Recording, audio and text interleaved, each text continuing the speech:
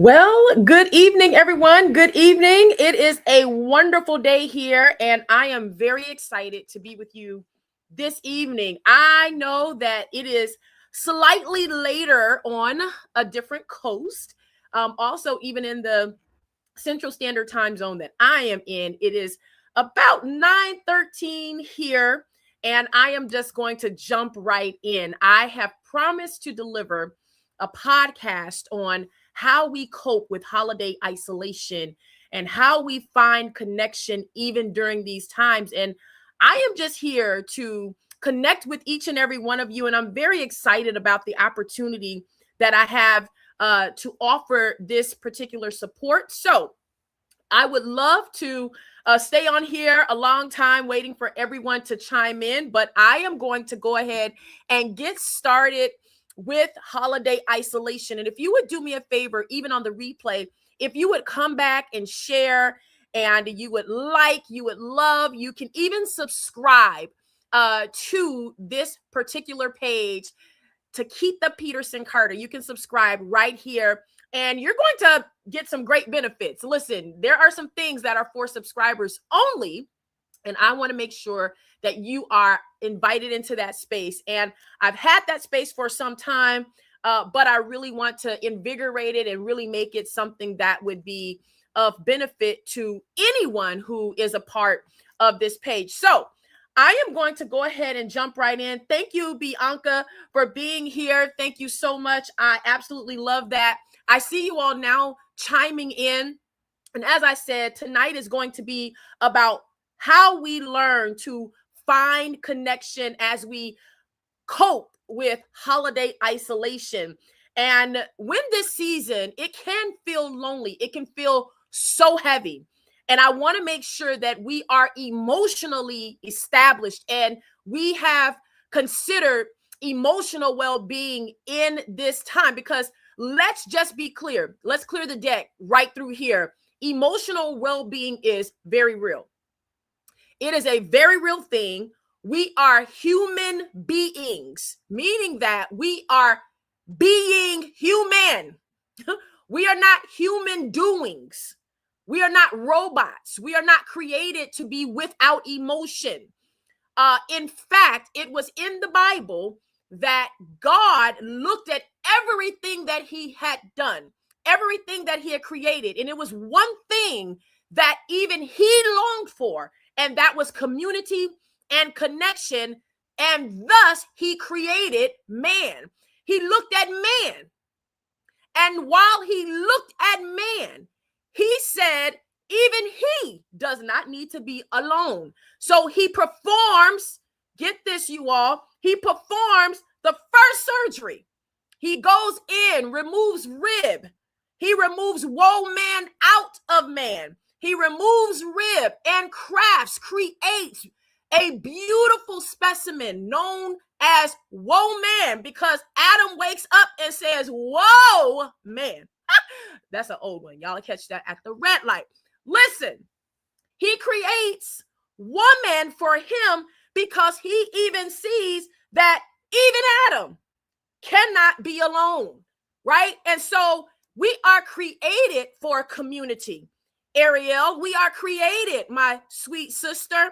We are created to connect. So regardless of who you are, color, background, creed, race, gender, you have been created with the emotion of wanting to be connected. So we have to first check the box of the emotional well-being in real life moments. And so tonight, I just want to just focus really on that, because the fact that we need connection and the fact that we feel isolated almost feels oxymoronic in its state.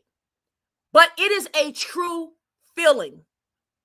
There are times that we feel isolated during our day-to-day lives, but it's especially hypersensitive during the holidays. And so while we are singing joy bells, and while we are, talking about the happiness of the holidays, the smell of the holidays, all of the sensors of the holidays, one thing we need to understand is that the holiday seasons are often portrayed as joyous. It's times of joy. But can I tell you right through here that also holidays come with its own bags of loneliness? Research. Let me tell you about research. It observes that loneliness and social isolation are significant public health concerns. It's recognized worldwide. And I'm going to tell you something. Holidays does not eliminate isolation or the feelings thereof. That's why it's a more of a nuanced story, in that isolation doesn't take a break. It doesn't take time off. Dr. Ruffin, it does not take time off. Vincent, you have to understand that while social networks change over time, reports and statistics state that heightened feelings of isolation during the season is captured even through statistics because people feel lonely. It's so sad. And what I want to very much highlight here is that studies also link social isolation with negative outcomes, including depressive symptoms, cognitive decline, poor physical health. Because you know why? We are made to be socially connected. Social connection works as a buffer, and it improves the way we respond, not just to people, not just to circumstance, not just to situations, not just to crises. It actually checks us and how we respond, acting as a buffer, and it improves how we actually internally process different outcomes, different things. So the improving of our stress response and our emotional well-being is very important during this time. And we have to check that, because do you not know you can be with a group of individuals and still feel lonely? You can still feel all alone, Jade. You can still feel, First Lady Cam McCoy, you can still feel detached. You can feel the symptoms of disconnectedness even when you're with people. We need to understand what causes this level of isolation. And again, it's more hypersensitive during this time of the year because we really have not dealt with it in its real sense during the other times that we feel isolated. We go into these depressive modes and we never really learn how to cope. But I want tonight to give you some connection building activities that you can try this season. And you can do this with your family and your friends, just so you can pull yourself up out of depressive thoughts. Listen, we were not created to live depressed. I need to tell you that. I need to tell someone that tonight. You were not created to feel alone and lonely. Those are real emotional feelings, but you're not created to feel as though you don't have anyone or anything or someone who can identify with you. So even in this season that's filled with parties and family gatherings, and you all are having all of these church challenges and so many fun things going on, loneliness can and will occur. And so let's identify it first, okay? Here's the first thing we have to do, Chris. We have to identify holiday isolation or isolation in any sense. Let's identify it, because it really definitely means feeling alone due to work, travel schedules, even geography. Let me talk about myself. I live in a state where I have absolutely no immediate family. I have no immediate family where I live. So what do I have to do as an individual? In addition to the fact that I'm already very introverted anyway, that's already heightened isolation. That's a cause for isolation. I'm already an introvert. I'm already overstimulated by more than two people. However, during this time of the year, I long for family. I long for home.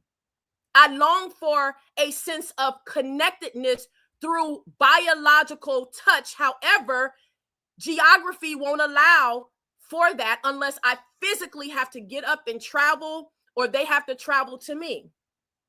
So it's very important to understand and acknowledge. Listen, a lot of times, some things we have to talk through.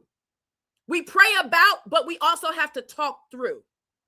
So I have to talk through my levels and feelings of isolation when I feel homesick and when I feel like I want my mother, which right now today is her birthday. So happy birthday, Mama. Tonight is your birthday. You're celebrating. And see, I'm doing this on her birthday. I'm in Memphis. She's in Colorado. And so you can understand how geography creates physical loneliness.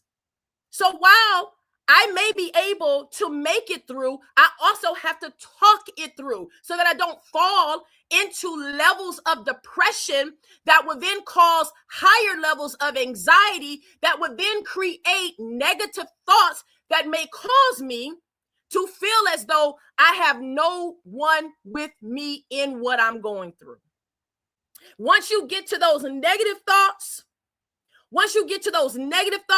and you don't realize that your negative thoughts are now creating words coming out of your mouth that are less than what you know you are and what you have been created to be, it starts to lead to things that are unnecessary attachments to your life.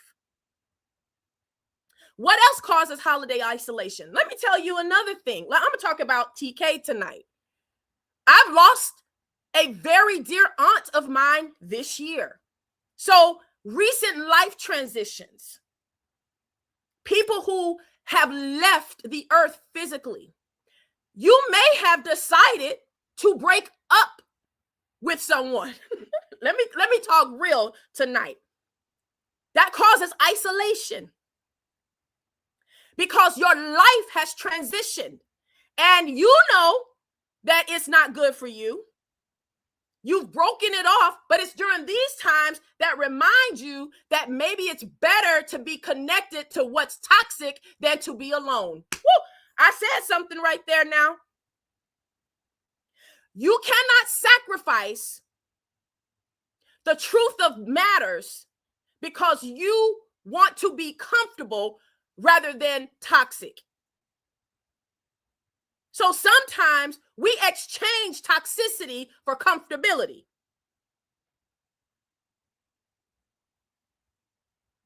These are real entrapments that create loss and cause isolation.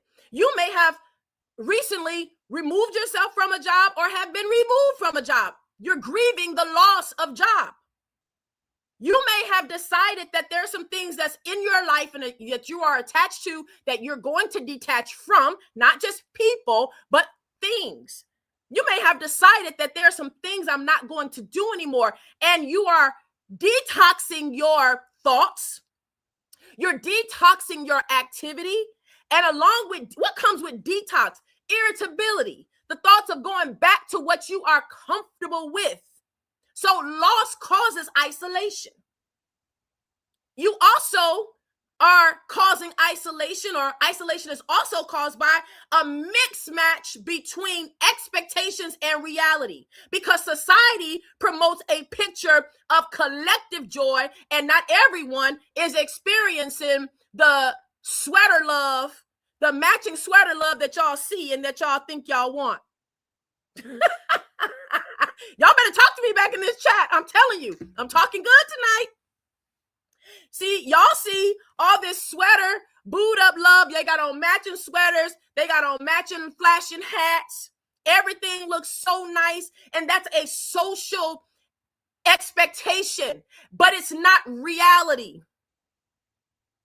Because what society promotes as happiness and joy could be fabricated by AI. Do you not know today you can be anyone you want to be by the click of a button and a Photoshop pen. You don't even need Photoshop any longer. Can I help you? AI will create the perfect life for you if that's what you want, but it's not reality. However, we fall into entrapments of social expectations. And so these factors are not just seasonal, but they happen to be heightened during the times and the seasons that actually highlight togetherness, realities, joy, comforts, and the physical touch of individuals, being in close proximity to others. And it's cold. Shoot. It's cold. If you been cold and you ain't had nobody to warm you up, it's just cold. You want to be warm too, right? You want to be warm. But these factors also, listen, let me tell you, you not only want to be warm, but on top of being cold, listen, Candace, on top of being cold, it get dark early. It feels like midnight at 4 p.m. So you cold and it's dark. Ain't no light outside. And guess what? Can I tell you statistically that reduced daylight is linked to seasonal depression? Come on, we have to just be real with this stuff. Y'all done scooted, y'all done shouted, y'all done danced. Now you have to be for real. You have to talk this stuff through. You got to talk it out so you can work it out. The season tells us that it's okay to be under a blanket, cold and depressed because it's dark outside. These are factors that actually make you feel like there is no joy in the holiday.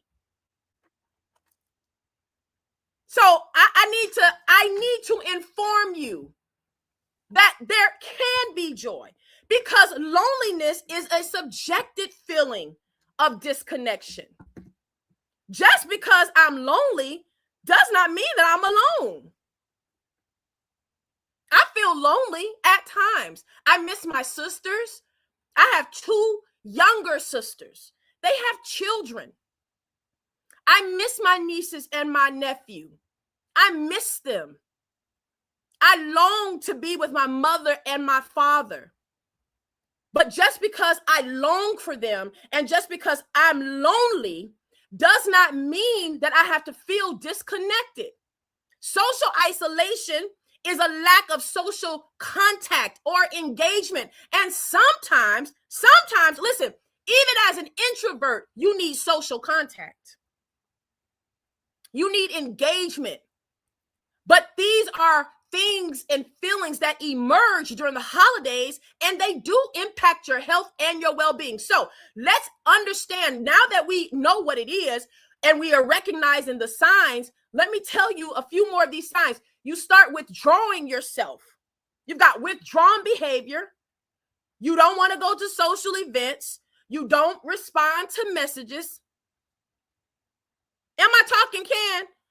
I know. See, you're a professional. You are licensed here. So you can let me know when I get off. Withdrawn behavior. You're saying you make plans to go. Now I know after we get a certain age, we'd be happy for somebody to cancel anything, okay? Especially introverts. Listen, you don't ever have to worry about me being upset if you cancel. I'm okay with that. So listen, you also have persistent and consistently low moods. You always low. You feel empty. You feel like you're always missing something. You don't have a feeling to be interested in any activities or anything that brings you that normal level of joy. Your sleep patterns will also change when you feel lonely. You stay up. You cannot sleep. Your appetite fluctuates. You may eat more. You may eat less. You're going to always feel tired. Those are common emotional and physical signs that loneliness is affecting you. But I want to tell you that there is hope and that you can cope. Oh, now, any preacher on here that needed a word, Jade, I just gave him a word, right? If you know that you have hope, you can cope. I have to tell somebody else that you can cope because there is hope. There are things that you can do to reconnect. I know isolation is painful. I just told you, I'm here in a city, in a state with no family, but I have to find ways to cope and connect. Cope and connect. It is painful. I miss my family to the core. I even have a dog at home. I have one here too, Coco. She's trying her best to get into this video. Coco is here as well. Isolation is painful. We're not going to negate the fact that isolation is not painful, but it is manageable. It's manageable. This is what we can do. Pastor Henson, this is what we can do tonight. We can reframe our alone time. I talk to you all about reframing all of the time because not all solitude is harmful. Listen to me. I know what I'm talking about here because I live in solitude. I work in solitude. I'm a remote, and on top of me not having family in my city, my state, anywhere close. If I get in the car right now, it's going to take me 18 to 20 hours to get to my family. Okay? By car. It's going to take me 5 hours by plane to get to my family. So I know what it's like to live in solitude. On top of that, I'm a 100% remote employee. My headquarters is nowhere near here. I'm headquartered out of Virginia. So I don't report to work every day. So I have to now know how to create community, even virtually, on my job and still feel connected. So I'm not telling you that isolation is not painful, but I can tell you that it is manageable. Do you know why? Because I manage it every single day. So we got to reframe our alone time because not being alone is not harmful. But you have to find meaning and peace and joy, even in the moments of solitude. I have an inner resilience that helps me to de-stress. I have that. And so I need you to understand, you have to practice. We talked about it a lot in 2020. You have to practice self-care when you start feeling lonely. You have to have healthy sleep. Nutrition. You have to get up and move. Listen, I know that I started drifting during the holidays. I didn't want to do anything. I didn't want to be around anyone. I didn't want to put up a Christmas tree because I felt like I'm here by myself. It's not fair. So I stopped the moving. And what I started feeling was pain in my body, pain that I never felt before. I started eating things and at times that were totally detrimental to my health. Now, I love a good Snickers bar, but that and chips and popcorn and soda at 1 a.m, not good. And I have to get up and work and be productive. It started to affect my well-being. That's why you have to practice mindfulness. You've got to center yourself in the moment. You have to have a prayer life. You have to know how to meditate so that you can lead your life out with clarity. And I'm almost finished here. And you also need to, can somebody just type in the chat? You have to reach out. You listen, let me tell you a hard truth here. And I'm gonna say this because I'm very guilty of it. I told you all this is all about TK. So I'm not picking on any one person tonight. But I used to sit in my depressed mode, feeling sorry for myself because I'm alone. and I feel isolated, and I would just say, nobody is even reaching out to me. What a self-centered attitude when I've not reached out to anyone either.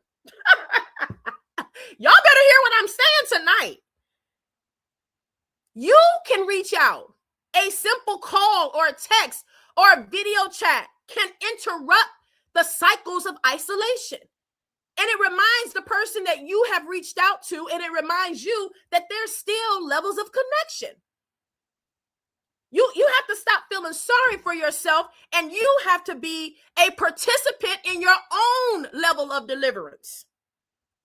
Y'all thought we could only use deliverance in church. No, you have to participate in your own deliverance from isolation. Bishop Saxton, we also have to seek and build community.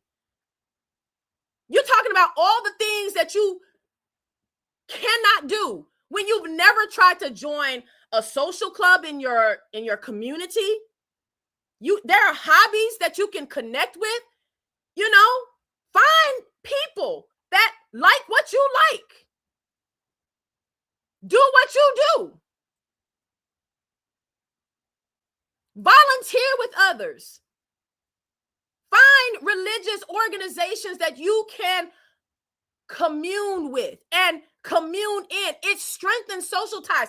Sometimes we're isolated and we are tired because we keep seeing the same people over and over and over again. Lord, help me here. Help me. I just threw my socks. Listen, go find somebody new. I joined a board called My Cup of Tea here in the city of Memphis. It's a nonprofit organization, and I get a chance to connect with people that I would otherwise not know because I don't see those people in my regular church circle. I love those women. I love the organization. They did not know me. I did not know them, but somehow we have managed to build community. So as I close, listen, Lady Stevenson and Thomas and Cornelius and Maria, as I say I close, but y'all help me. Y'all help me close. Y'all help me stay true to my first close and my only close. Help me. Help me, Supervisor Taylor, stay true to my close. Listen, this is what you can do to stay connected during the holidays. This is what we're going to do. We're going to commit to overcoming holiday isolation. This is where it gets fun. This is where it gets good, because I'm going to give you some activities that you can do. You can schedule a weekly virtual gathering. Okay. Now, I know we have Zoom fatigue and we're all zoomed out, but you can create a family circle and maybe 20 minutes just to check in, share your highlights. I'm here by myself, but do you not know what my mother did on Sunday night? She created a Zoom call for myself, my sisters, and my nieces and my nephew, and some other members that are military and do not have family in the city in which we're living, or those who do not have family because they have passed on. She called it Cocoa and Connections. We had to wear matching pajamas. We had to bring cocoa, hot cocoa, to the party. And all we did was a few little trivia games. We had fun. We just checked in with each other. We said hello. And guess what? It allowed me an opportunity, number one, to see my sisters, to see my nieces and my nephew. It allowed me to see my mother and my father sitting there in their matching pajama tops.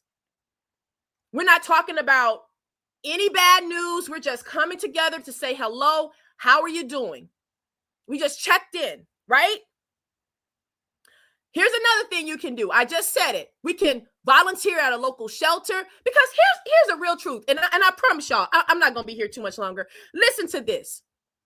I was suffering with the back pain, and I think I've shared this story before, but I have to share this again. When you start volunteering and you start doing some things outside of what you are accustomed to, and you start seeing other people's plight of life, you will come to understand that you have absolutely nothing to complain about, right? I was complaining because I was having some severe back pain. But a part of that back pain, I'm gonna tell you the real truth.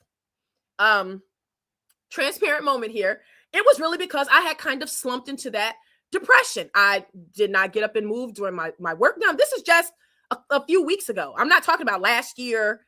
I'm talking about seriously. Around the same time every year, I get very homesick, very homesick. And I had just kind of stopped doing some things. And I was suffering in my back area, and I had severe back pain. My sciatica was very inflamed. It was just out of whack. Here I'm going to a chiropractor, and I'm telling them about my pain. I'm complaining to my husband about my pain. I can't move. I've lost mobility in some cases. And then I get a phone call. Can somebody tell me what that phone call was? I get a phone call from someone in my city to pray for an individual who is hospitalized, just finding out that they are a cancer patient and they have to undergo immediate surgery. I was asked to pray in that moment with my back pain. Listen to this. Listen to this. My back is hurting. I don't feel like being bothered. I don't feel like connecting. I don't feel like building community. So because of my complaint, my first question was, do I need to pray right now, or is this something that you want me to do? How selfish. Listen to me. I was so convicted in that very moment because the individual on the other line said to me, I need you to pray with this family right now. I didn't have time to talk about my problem, my feelings, why I was feeling the way I was feeling, but my back hurts. I didn't have time for that. Here somebody is younger than I am, who does not know whether they're going to make it from this minute to the next. And I'm complaining about a back pain that I can go and take in a leave for, and someone is suffering with cancer. That checked my spirit. And in that moment, I prayed for that individual. Thankfully, I received message that the Lord had miraculously worked a miracle for that young person to be back with their parent for the holiday during Thanksgiving. See, I told y'all this is not anything, this is not way back. So sometimes we get these checks in our spirit because we have not put ourselves in the shoes of someone else. So when you start volunteering at shelters, when you start going to food banks, when you start going to community events that contributes to others, but you find people who are like-minded, you will start to understand you don't have a reason or a right to feel the way you feel when there are others going through worse off than you, and they still have joy. They can still find joy in the midst of what they're going through. So I want to say right now, a part of releasing yourself from isolation, first of all, you have to stop complaining. You have to get some gratitude in your life. You need to start thanking God for what you have. The fact that you have breath and activities of your limbs. You are in your right mind. You have capacity to move. Every time you take a breath, you are a thank you for that breath behind. Oh, I just said something. Every time you breathe in and out, you got to realize the breath you just took, someone just lost. So while you're complaining and feeling isolated and alone and, oh, I can't make it, and you have things around you that you can actually participate in and participate in your own level of deliverance, you start to understand that there are others out there like you waiting for you. Woo!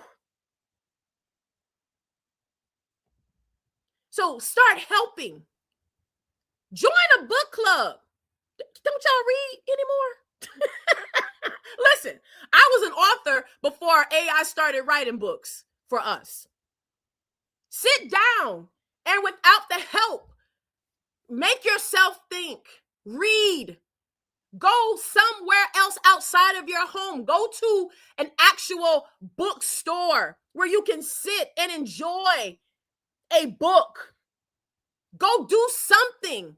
Go to an exercise class. Go to an art workshop. Go to a museum. Go stimulate your brain with something outside of your normal surrounding. Okay? And I promise y'all, I'm almost finished. And here's something you can do. Now, even as an introvert, I thought, let me try this. I might need to try this. You can host a connection night. You can invite your friends. I have started forcing myself, and I use the word force. I utilize that word because I know that I have to push myself outside of what I'm comfortable with. I'm comfortable being by myself. I don't like feeling alone or lonely, but I am very comfortable being by myself. So I have started reaching out and forcing my mind to say, you need to be connected.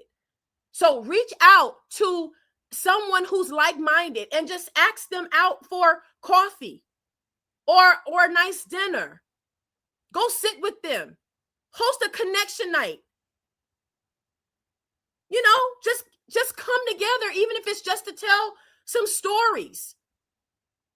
When you share these types of routines, it does not increase anxiety. It releases anxiety. Okay?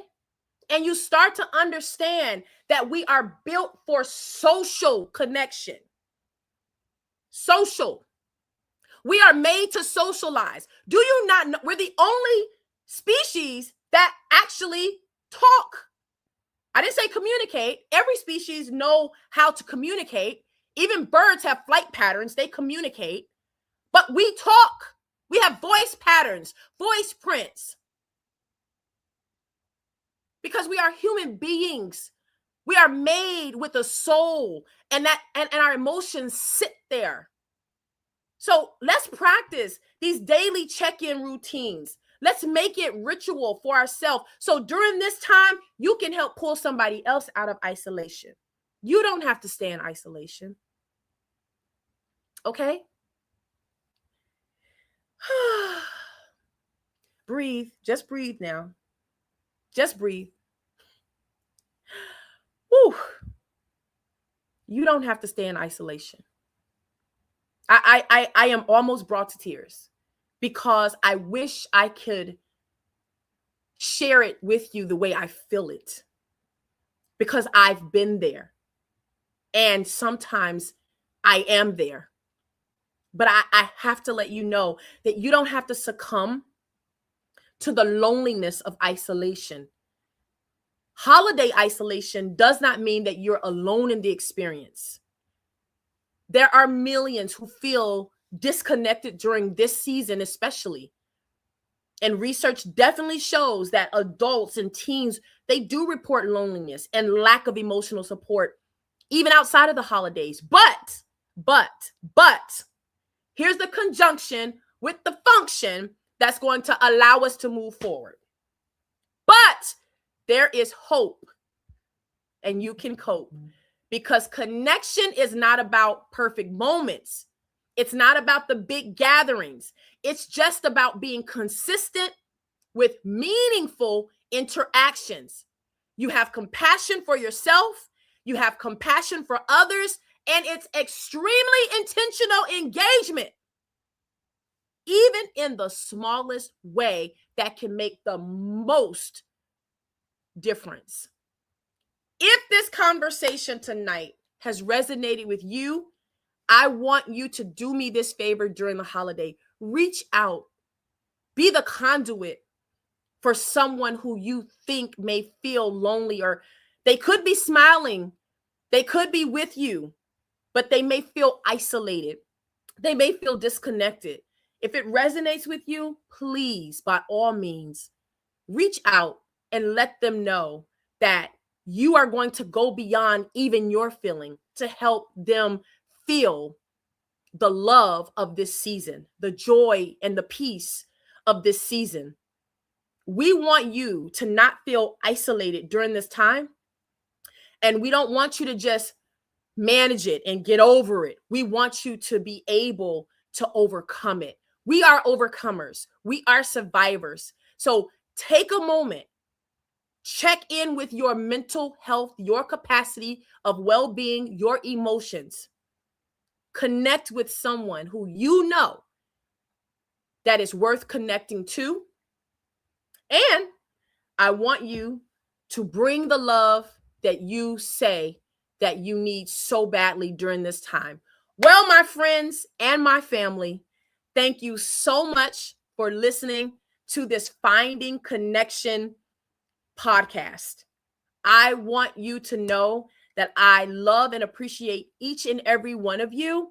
And I want to once again, before I leave tonight, wish my mother a very happy, special birthday.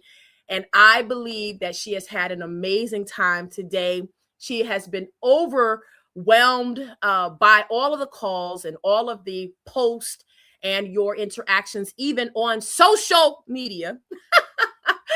So we appreciate all of you. Thank you for taking this time to find connection with your girl, TK.